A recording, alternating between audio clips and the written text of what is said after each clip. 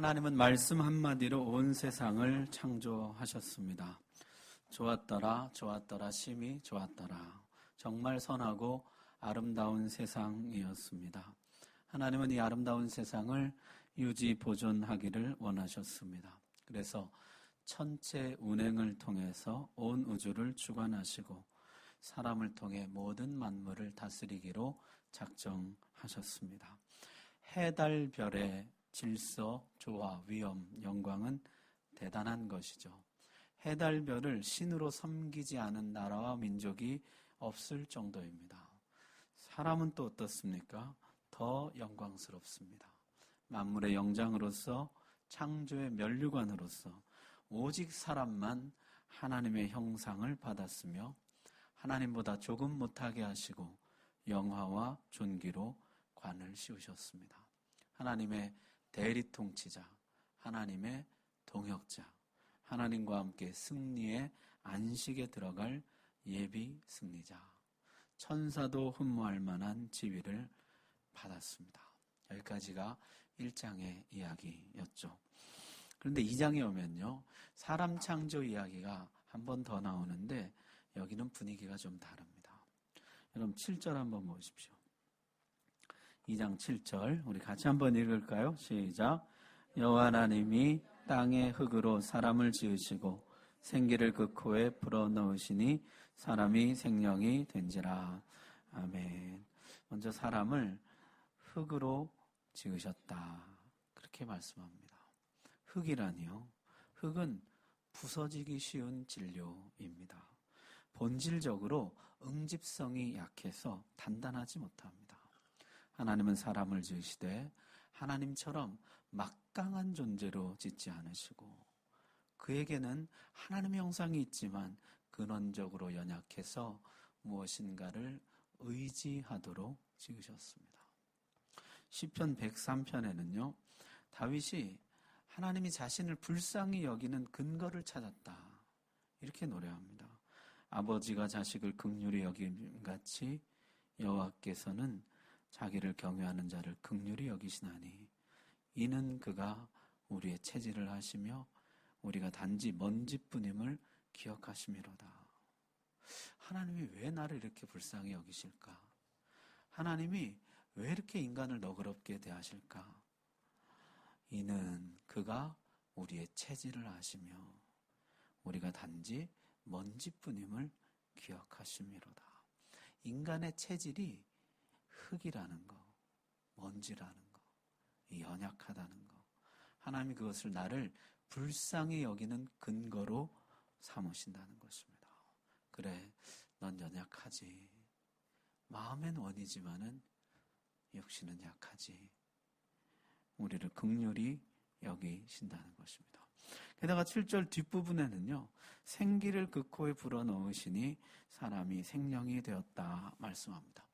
이 생명이라고 번역한 단어는 네페시하야라는 말인데요, 이 단어를 직역하면은 생명의 목구멍, 생명의 욕망이라는 뜻이에요. 생명이 무엇이냐? 욕망하는 에너지, 욕구하는 힘, 그게 생명이라는 것이에요. 끝없이 욕망하고 끝없이 욕구하는 것이 인간의 생명력입니다. 생명이 있다는 것은 무언가를 욕망하고 욕구한다는 것이에요. 살아있는 한 인간은 욕망하고 욕구합니다. 인간은 자신 안에 충만하게 넘치는 원시적 생명력으로 가득한 존재로 지음 받았다는 것입니다. 인간은 본질적으로 연약해서 무언가를 의지해야 하고 살아있는 한 무언가를 끊임없이 욕망하고 욕구하는 존재라는 것이죠. 하나님은 인간이 이런 자신의 연약함을 알고 하나님을 의지하기를 원하셨고 인간이 자신 안에 끝없이 솟구치는 욕망과 욕구를 하나님을 향해서 분출하기를 원하셨습니다. 그래서 하나님이 인간에게 주신 것이 사명과 계명입니다. 자, 그 첫 번째 사명이에요. 여러분 오늘 15절 한번 보십시오. 15절 우리 같이 한번 읽읍시다. 시작. 여호와 하나님이 그 사람을 이끌어 에덴 동산에 두어 그것을 경작하며 지키게 하시고. 아멘. 1장에서 모든 만물을 다스리라는 원론적인 명령은 이제 2장에 와서 에덴 동산을 경작하며 그것을 지키라는 구체적인 사명으로 바뀝니다. 여러분, 사명이란 게 뭐죠? 하나님이 맡겨주신 일이라는 뜻입니다. 하나님은 인간에게 땅을 경작하고 에덴 동산을 지키는 일을 맡겨주심으로 그 넘치는 에너지를 연소시키고 하나님의 뜻을 이루는 열정으로 승화시키기를 원하셨습니다. 하나님은 우리가 그 넘치는 욕망과 욕구, 에너지를 하나님이 원하시는 방향, 하나님이 가리키시는 방향으로 분출하고 하나님이 맡겨주신 사명에다가 쏟아붓기를 원하셨다는 것입니다. 그래서 사람은 그 에너지를 사명에다가 쏟지 않으면은 엉뚱한 곳에 쏟아붓게 되어 있습니다. 하나님을 욕망하지 않으면 세상을 욕망하게 되어 있습니다. 가늠한 여인들아, 세상과 벗된 것이 하나님과 원수됨을 알지 못하느냐? 우리가 작년 내내 암송했던 말씀이죠. 하나님께 쏟아붓지 않으면 죄에 쏟아붓게 되어 있습니다. 예수에게 미치지 않으면 죄에 미치게 되어 있는 것이죠. 나는 너희가 예수에게 미치기를 원한다. 오늘 다시 풀어서 이야기하자면요, 나는 너희가 너희 안에 있는 그 무한한 생명력, 그 끝없는 욕망과 욕구를 세상에다 분출하지 말고 주님을 위해서 분출하는 사람이 되기를 바란다는 뜻입니다. 여러분, 그래서 우리는 사명이 없으면 죄를 짓게 돼 있어요. 우리 요새 우스갯소리로 백수가 과로사한다 그런 말 하잖아요. 일이 없다고 가만히 있는 것이 아닙니다. 어디에선가 뭔가를 욕망하고 욕구하고 있습니다. 생명이 있는 한 인간은 욕망하고 욕구합니다. 그 에너지를 주님이 주신 일에 쏟아내지 않으면 어딘가 어둡고 음침한 곳에서 쏟아내게 되어 있습니다. 이 넘치는 에너지를 세상에 쏟아부은 사람들 이야기를 요한이 들려주죠. 이 세상이나 세상에 있는 것들을 사랑하지 말라. 누구든지 세상을 사랑하면 아버지의 사랑이 그 안에 있지 아니하니 이는 세상에 있는 모든 것이 육신의 정욕과 안목의 정욕과 이생의 자랑이니 다 아버지께로부터 온 것이 아니요 세상으로부터 온 것이라. 이 세상도 그 정욕도 지나가되 오직 하나님의 뜻을 행하는 자는 영원히 거하느니라. 육신의 정욕, 안목의 정욕, 이생의 자랑에다가 자신의 모든 생명력, 에너지를 소비하며 살아가더라는 것이에요. 육신의 정욕이 무엇입니까? 육신의 감각적 만족을 극대화하기 위해 애쓴다는 것이죠. 감각에 과도한 집착입니다. 사실 이 감각이라는 것은 하나님이 주신 것이죠. 적절한 선에서 만족할 때 충분히 가치가 있고 좋은 것입니다. 그러나 문제는 과도한 집착입니다.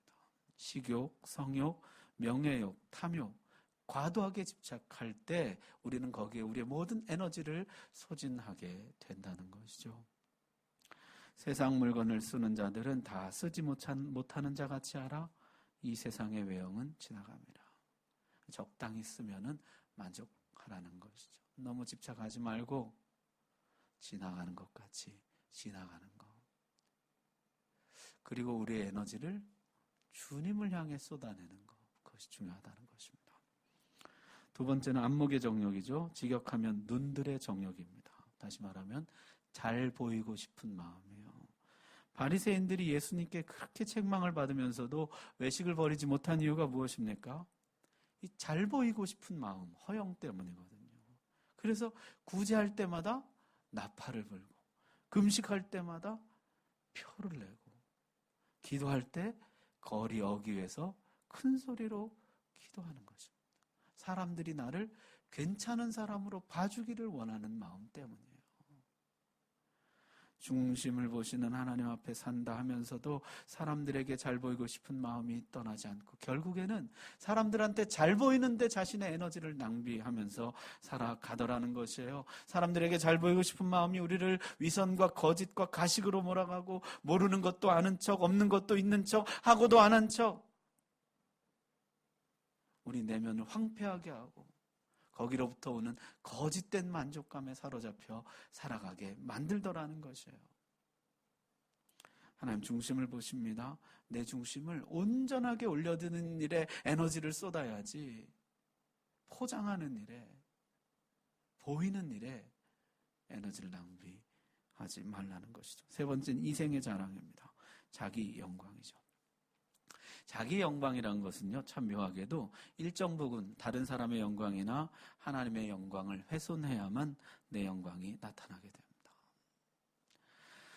출신에 대한 자랑, 가족에 대한 자랑, 부지런함에 대한 자랑, 자기 어떤 특별함들에 대한 자랑, 인맥에 대한 자랑, 업적과 성취에 대한 자랑 등등 무엇인가 내 영광을 나타내려면은 일정 부분 남을 깎아내리든지 은근히 남이 나보다 못하는 것을 드러내든지 아니면 하나님의 영광을 내 것으로 가져오게 되어 있습니다.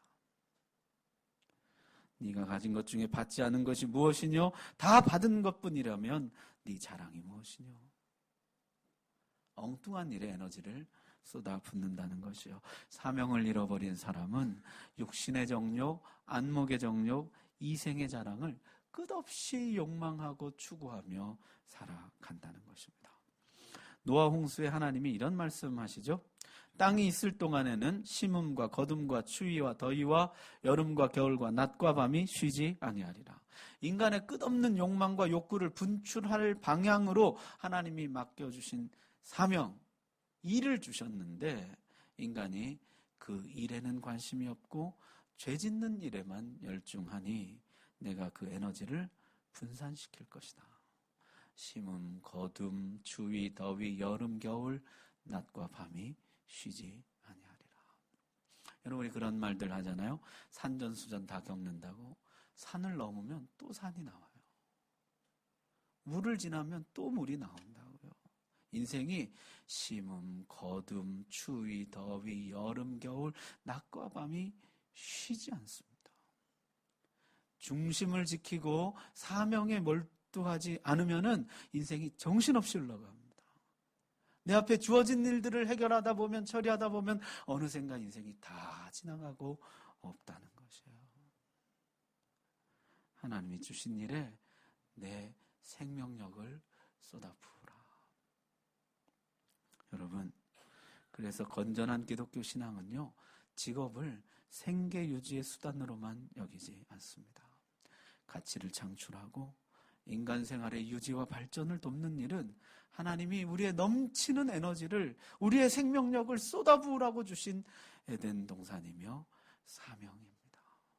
동산을 경작하고 지키는 일에 내 마음을 쏟아부으라. 즐겁게 일을 하고 열심으로 일을 하라. 그것이 하나님의 뜻입니다. 자, 인간이 하나님을 의지하고 하나님을 욕망하면서 살도록 주신 첫 번째는 사명이고요. 두 번째는 계명입니다. 하나님은 일도 주셨지만 계명도 주셨습니다.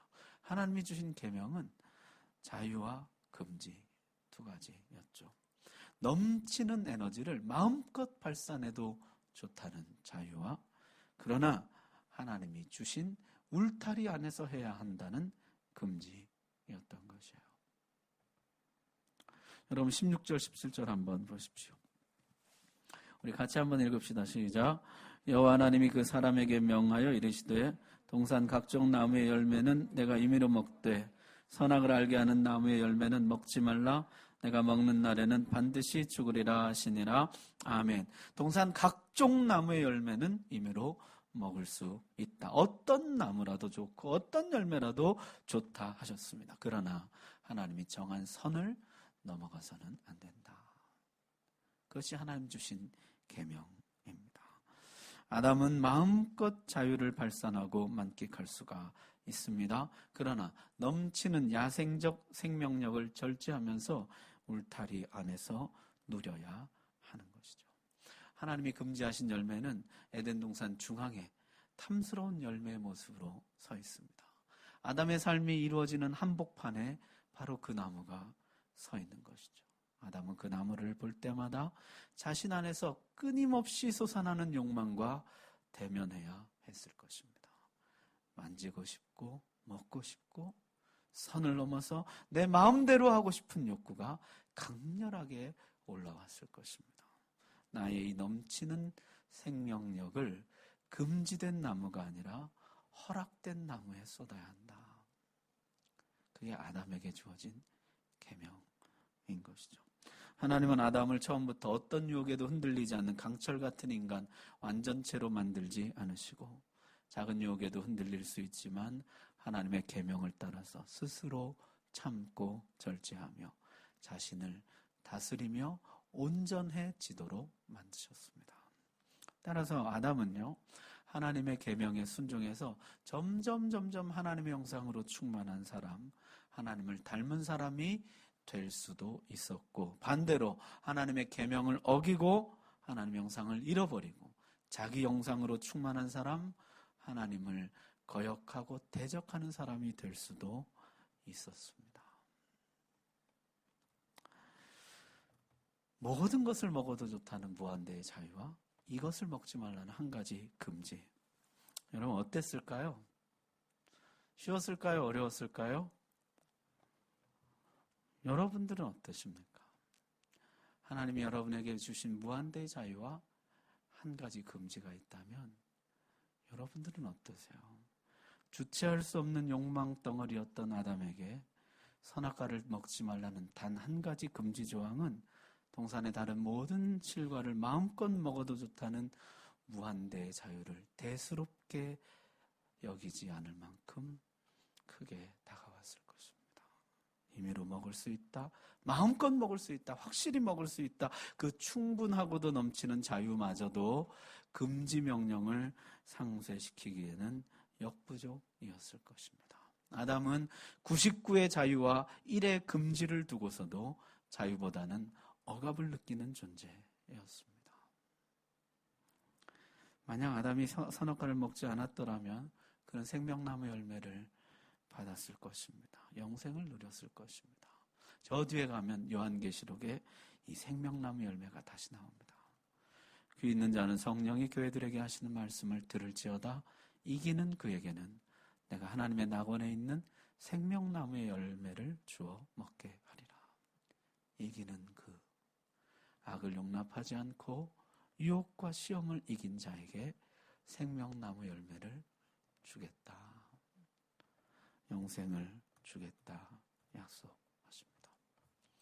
자, 여러분, 아담에게는요 선악을 알게 하는 나무를 주셨고 모세에게는 두 돌판을 주셨고 이후에는 선지자들을 통해 두루마리를 주셨던 하나님이 마지막에는 태초부터 하나님과 계셨던 말씀, 온 율법과 선지자의 강령이신 예수 그리스도께서 직접 이 땅에 오셨습니다. 말씀이신 하나님이 직접 이 땅에 나타나신 것이죠. 따라서 말씀이신 예수님, 계명이신 예수님을 따르는 자는 생명나무 열매를 얻게 되는 것입니다. 자, 로마서는요, 하나님이 선악과를 주신 목적을 이렇게 설명합니다. 참고 선을 행하여 영광과 존귀와 썩지 아니함을 구하는 자에게는 영생으로 하시고, 그것은 참는 연습이었다는 것이에요. 계명을 지키는 연습, 영광과 존귀와 썩지 아니함을 구하고 선택하는 연습이었다는 것입니다. 내 안에는요 넘치는 욕망과 욕구가 있어요. 이것을 절제하고 다스리고 하나님을 선택하고 나아가면은 하나님과 풍성한 교제를 누리게 되고, 하나님과의 교제는 육적인 생명력을 다스리고도 남는 더 넘치는 영적인 생명력을 얻는 통로가 된다는 것을 배우게 하려 하심이었다는 것이에요. 결국 선악과의 요점은요 자기 부인입니다. 자기 절제, 자기 부인, 자기 부인을 통해서 하나님과의 교제, 필요성과 유익을 절감하고 하나님과 더 깊이 교제하는 자가 되도록 하기 위함이었다. 하나님과의 교제로 인도해주는 길잡이로 주신 것이라, 그렇게 말씀합니다. 여러분, 나중에 성경이 뭐라고 하죠? 율법은 몽학 선생 초등교사라. 너희를 아버지와의 깊은 교제로 인도하는 길잡이로 주신 것이다. 그렇게 말씀합니다. 이 계명을 어길 때는 어떻게 됩니까? 하나님과의 만남을 피하고 교제를 꺼리는 인간으로 전락하게 됩니다. 선악과를 따먹은 인간은, 이 명령을 어기는 인간은 나무 뒤에 숨고 하나님과의 만남을 두려워하고 하나님과의 만남을 피하는 자가 됩니다. 더 이상 하나님과의 교제가 불가능하고 그에게 넘치는 육적인 생명력이 영적인 생명력을 완전히 집어삼키게 되는 것이죠. 완전히 육적인 인간으로 전락하게 되는 것입니다. 그래서 주님 뭐라고 말씀하셨어요? 나를 따라오려거든 자기를 부인해야 된다. 자기 부인이 없이는 주님과의 만남도 교제도 불가능한 것이라 말씀합니다. 자, 성경은 이제 하와를 만드시는 이야기로 넘어가는데요.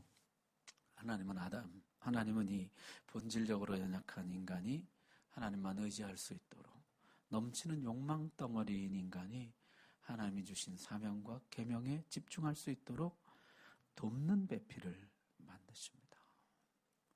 여러분, 우리말 성경에 돕는 배필이라 그렇게 번역한 단어는 에제르 커넥도라는 단어인데요. 이게 무슨 뜻이냐면 앞에 혹은 맞은편에 있는 돕는 자라는 뜻이에요. 앞에 있는 돕는 자, 건너편에 있는 돕는 자, 맞은편에 있는 돕는 자라는 것이죠.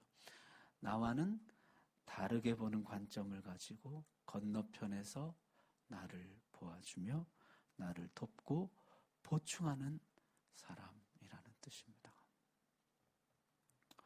따라서 부부는요, 다르게 보는 관점을 가지고 맞은편에서 서로를 비난하는 자가 아니라 맞은편에서 서로를 돕고 보충하는 돕는 자이어야 한다는 것이에요. 하나님은 이 두 사람을 통해서 두 사람이 하나님만 의지하고 사명과 계명에 집중할 수 있도록 돕는 배필, 그렇게 만들어 주셨다는 것이죠. 그것이 확대된 것이 가정입니다. 따라서 가정은 죄를 돕고 가족들이 세상에 몰두하도록 돕는 대신에 하나님을 의지하도록 돕고 사명과 계명에 전심전력하도록 돕는 하나님의 보호 울타리요 에덴 동산이 되어야 하는 것이죠. 우리 가정은 어떻습니까? 천지 창조로 시작한 창조 이야기는요, 인간 창조를 거쳐서 가정 창조 이야기로 마무리가 됩니다. 사람을 통해서 만물을 다스리시겠다는 하나님의 계획은 가정을 통해서 이 땅에 하나님의 나라를 세워가겠다는 것으로 구체화됩니다. 이제부터 이어지는 하나님의 구원 역사는 가정의 구원 역사예요. 가정들 이야기예요. 아브라함의 가정 이야기, 이삭의 가정 이야기, 야곱의 가정 이야기. 그 가정들 속에서 가족들이 서로 작용하고 협력하고 도와가면서 어떻게 하나님의 구원 역사를 펼쳐가는가 하는 이야기가 앞으로의 모든 인류 역사의 이야기라는 것입니다. 그러면서 우리가 금요일에 사도행전 말씀을 보고 있는데요. 하나님의 나라가 이제 예루살렘으로 시작해서 온 유대와 사마리아 땅끝까지 퍼져나가죠. 근데 거기 참 특이한 장면이 있어요. 하나님 나라가 뻗어나가는데 사람이 구원받는 이야기 대신에 가족이 구원받는 이야기들을 사도행전이 기록해 놓고 있습니다. 빌립보 간수와 그 온 집안이 다 믿고 구원을 받습니다. 주 예수를 믿으라. 그리하면 너와 내 집이 구원을 받으리라. 그와 온 집안이 하나님을 믿음으로 크게 기뻐하니라. 루디아도 그 온 가정이 구원을 받죠. 그와 그 집이 다 세례를 받고, 회당장 그리스도보 그 온 집안이 세례를 받습니다. 또 회당장 그리스보가 온 집안과 더불어 주를 믿으며, 하나님 나라 역사는 믿음의 가정들의 역사입니다. 말씀 마칩니다. 1장과 2장에 나타난 인간의 묘사는 사뭇 달라요. 1장은 만물의 영장, 창조의 멸류관, 하나님의 대리 통치자, 하나님의 동역자, 예비 승리자, 가장 영광스러운 모습을 그려주고 있습니다. 그러나 2장에 오면요, 흙으로 만든 본질적으로 연약한 존재, 그 안에 넘치는 욕망과 욕구를 가진 그 욕망과 욕구를 어딘가에는 쏟아나와야 되는 그런 존재로 그려주고 있습니다. 따라서 하나님만을 의지하고 하나님이 주신 사명, 하나님 주신 계명에 그 모든 에너지를 쏟아붓는 것, 그것을 통해서 하나님 이 땅에 하나님 나라를 세워가기 원하신다는 것이죠. 이 일을 통해서 돕는 배필을 지으시고 가정을 만드셨습니다. 가정을 통해서 온 세상을 다스려 가신다는 것입니다. 자, 오늘 아침에 여러분 가정들을 축복해 드리고 싶습니다. 여러분 가정들이 하나님을 의지하도록 돕는 가정, 사명과 계명에 집중하도록 돕는 가정, 하나님 나라를 세워가는 복된 가정들 되시기를 주의 이름으로 축복합니다. 기도하겠습니다.